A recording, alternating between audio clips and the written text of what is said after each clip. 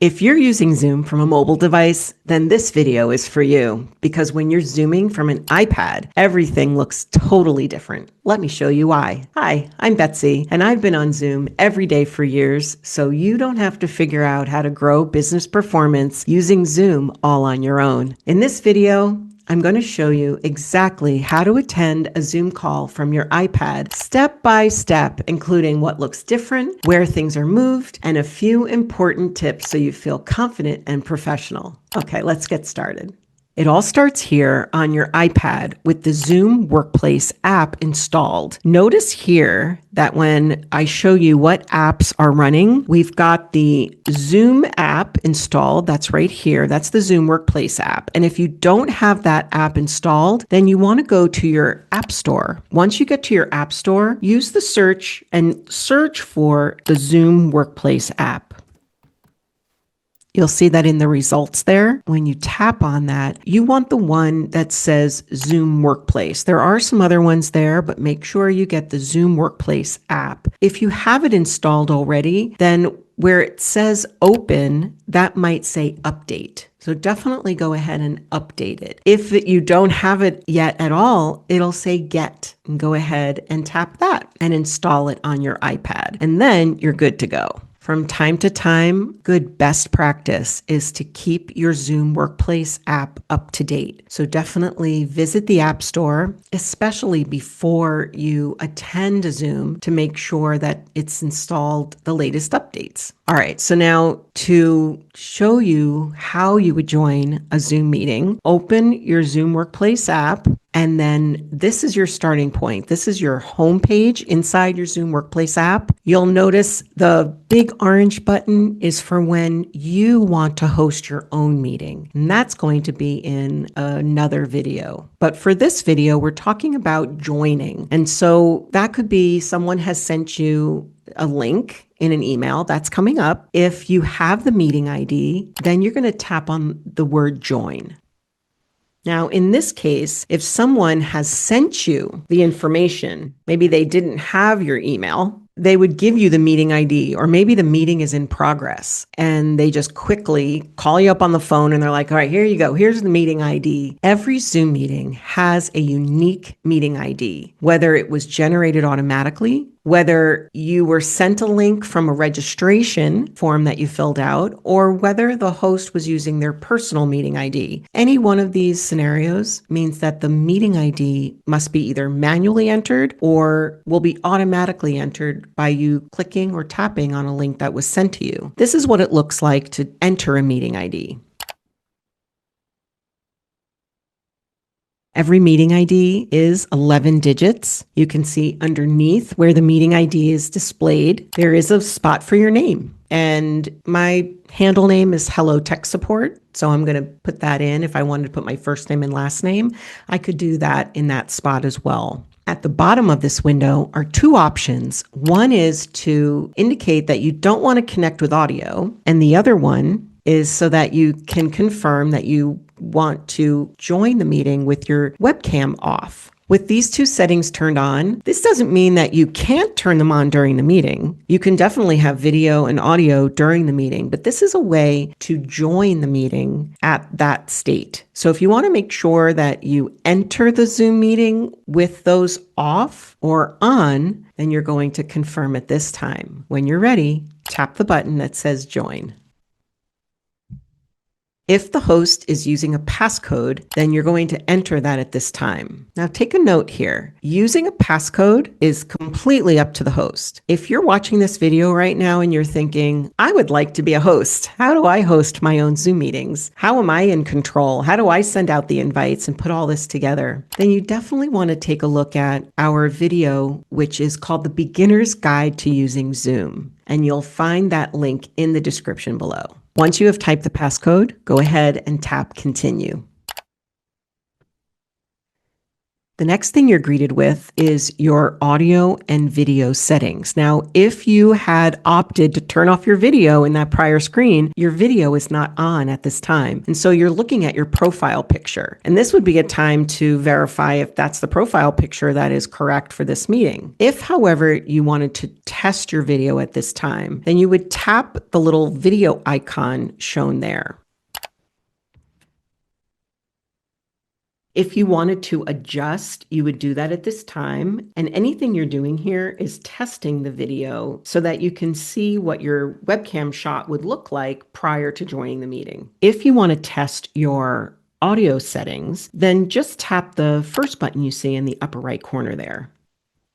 This lets you verify that your audio is set for using the Wi-Fi. So when you're using a mobile device, your audio comes from the Wi-Fi, especially for iPads. If your iPad is set to cellular and you have a cellular plan on your iPad, then it's possible your audio is coming from what would be considered the computer sound. And you'll see these indicated here. Just tap on either Wi-Fi or computer sound. If, however, you're joining your iPad at this time into a Zoom meeting because you want to see what it looks like from the participant's point of view. So let's say you're already hosting a meeting, and if you want to bring in the iPad as a second device, then you're going to want to choose no audio. But that's only if it is your second device.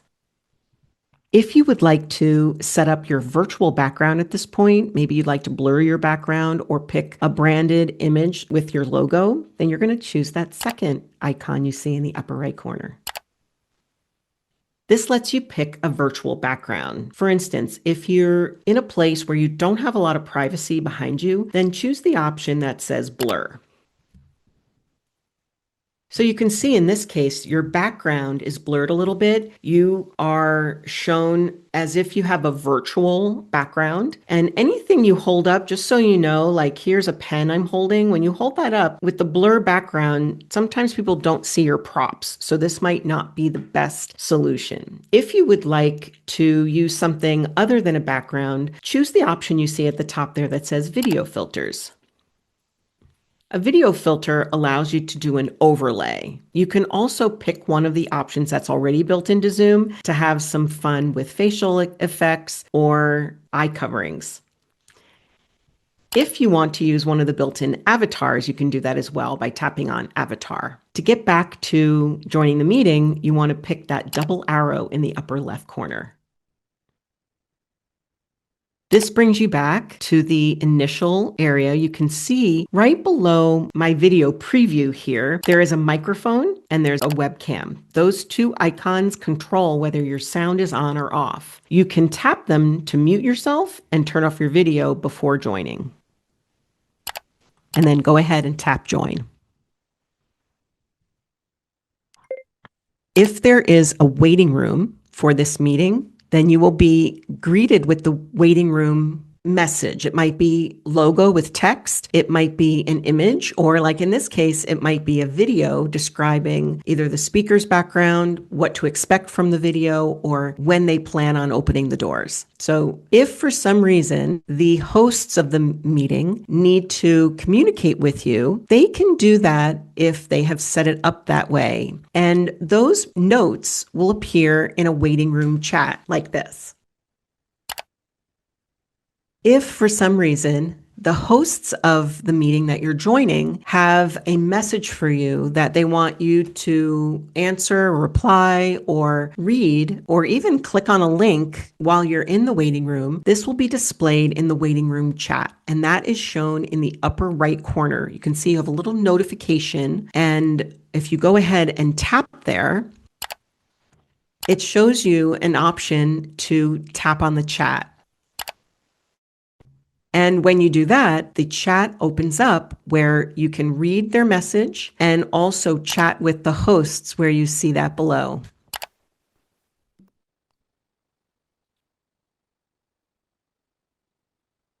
You can close the chat while you wait. And when the doors open, you will automatically see the waiting room message go away and you will enter the Zoom meeting room. When you enter the main Zoom meeting room, it looks like this from your iPad. And the iPad right now in the holder is landscape. So when your iPad is positioned with the long edge across the top, Zoom will adjust. And you'll know that it's really best to put your iPad in a holder so that you can join the meeting and be hands-free. If, however, you need to be on camera, then you might want to orient the iPad differently so the camera is on the top. But it's important also to know that the buttons in the Zoom toolbar shown across the bottom will help you to participate. Primarily, you see in the very far left, we have our audio and video buttons. That's going to let you unmute or mute, vice versa. Also come on camera if you need to. And then the next set of buttons let you see who else is in the meeting and then also partake via the chat. So the participants button lets you see the participants list. That's going to show everyone who is in attendance and what their names are, at least what their names are right now inside the Zoom meeting. It's also going to show you who is the host and who is the co-host. The chat button will let you engage in the chat so that you can answer questions or partake in introductions. You can also use the next button, which is the reactions. The reactions, when you tap there, will give you a list of the different emojis that will show that reaction. So you can show that you love something or that you have a good thumbs up. And that's a way to stay muted but still engage. You see the buttons to the right of the reactions button have to do with even further engaging. You can share your screen. And so if you needed to share an app from your iPad or share photos from your iPad, that would let you share into the meeting. You can even share a whiteboard. And for those of you who are listening in right now and want to use your iPad so that you can draw shapes and concepts, this is one of the biggest benefits of using an iPad because it's a touchscreen device. And you can do that with the share button. You'll also notice as I move across, record lets you record, but you can't record a meeting that is not your own. You would have to ask the host. You can also record a meeting that is your own if this iPad is in the meeting as a second device. And you can record, but the recording does not show up on the iPad itself. It gets recorded to the Zoom cloud. So you must have a paid Zoom account to do that. The next button is for showing captions. Very important if you want to stay not only muted, but also with the sound off and read the captions. Also best if you need to meet as a host, you need to meet with ADA compliance, to meet with people who have the need to read and they cannot hear a meeting. You can show them the transcript at the end, and you can also show them captions while you're speaking. There's the whiteboard button, which is next, and that does bring up one of the collaborative whiteboards, like I mentioned earlier. And then you see there the Docs button. So Zoom Docs are documents that you can prepare ahead of time with either an agenda, or you can even prepare with notes from a prior meeting. And that's using what's called Zoom's built-in AI companion. And if you want to know more about the AI built-in features inside Zoom, then just give me a comment below. Easily, just put AI in the comments and I will send you our guide to using AI companion inside Zoom. And the last two buttons, the one that says more with the ... is very helpful because not everything fits on this Zoom toolbar across your screen. And so that's where you're going to find additional options and settings and features. And then finally, if you need to leave the meeting, you're going to go ahead and tap leave. It will give you the opportunity to confirm that you are leaving. When you tap the little blue sparkle in the upper right corner, that opens up the AI companion. And if the host is not using AI companion, then you would have a button at the top that says ask the host to start it. In this case, this meeting is using AI companion, and therefore there's a button that says ask host to stop it. It just gives you that ability. The host can deny that, but it gives you the ability to ask. What is AI companion? in short, it is a way of using the AI built-in features and the transcript that's running so that if you needed to, you see at the bottom, there's a button that says catch me up. And when you tap that button, AI Companion uses the transcript, and even while the meeting is going on, it works at giving you a synopsis. So it's analyzing everything that has been said, and it gives you a synopsis of what has happened so far. So if you needed to walk away, something called you away from the meeting, you had a phone call, you needed to visit another room in your office or home, then you could come back and say, catch me up. There are other options there as well. You can have buttons that say, was my name mentioned? You can also ask it what the next steps are, and those are all shown in the AI Companion sidebar. You can also ask AI Companion questions. So if you didn't understand something, you could ask it a question and it will indicate whether it knows the answer. Like in this case, if I didn't know what an iPad was, AI Companion has just given me some information telling me this. And I can be doing this while the meeting is going on.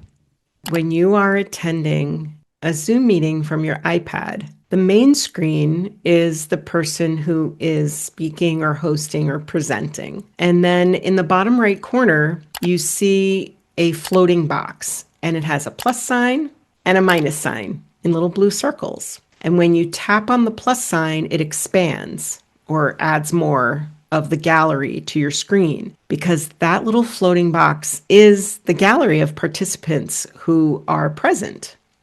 So when you tap the plus sign like that, it opens up the people who are present, and you can see in the big screen is the presenter, and in the small little rectangles are the participants. Some are off video and some might be on video. You can then tap the minus sign to condense that or hide it, minimize it. After you minimize it, notice in the bottom right corner there is a blue icon. It looks like a webcam, and when you tap there, it brings that gallery floater back up to the screen. All right, so if you needed to see your self view, okay, so that's the self view down there in the bottom right corner. All right, I'm just going to turn off video since I am here now on multiple devices showing you how to attend a Zoom meeting from an iPad. So when you go off video, that floating gallery in the bottom right corner will show your profile picture. Now in the upper right corner, when you tap on the view menu, you can view the meeting in speaker view like you are now, or if you tap on gallery view, now you're seeing the people who are on video. If you tap the view menu again, there's an item at the bottom of the menu that says show non-video participants. And so this will show you the entire gallery. If you swipe the screen, you'll go back to speaker view. So you swipe from the right side of the screen to the left, and you'll go back to gallery view. Really easy. And if you had more than just 3 or a handful of people attending the Zoom meeting, you would keep swiping to see all of the people attending. When you go to the view menu in the upper right corner, when you use multi-speaker view, it will place the speaker in the top part of the screen, and all of the people participating will be in the bottom part of the screen. And this is a dynamic view. So as people start to speak, their video thumbnails, so these rectangles are the video thumbnails for those people speaking, will automatically raise up to the top of the screen so you can see everybody who's speaking. If this helped you see Zoom a little differently, I want to invite you to take this one step further, because knowing where the setting is and using it in real time are two very different things. I've been hosting hands-on Zoom tech meetups where we practice these skills together live, so you can feel confident before it actually matters. If you'd like me to send you the details, comment the word mobile below. That lets me know you're ready to go beyond just watching and start mastering being on Zoom. And if you want to be notified of more video tutorials, make sure you subscribe and give a thumbs up, and I'll see you in the next video.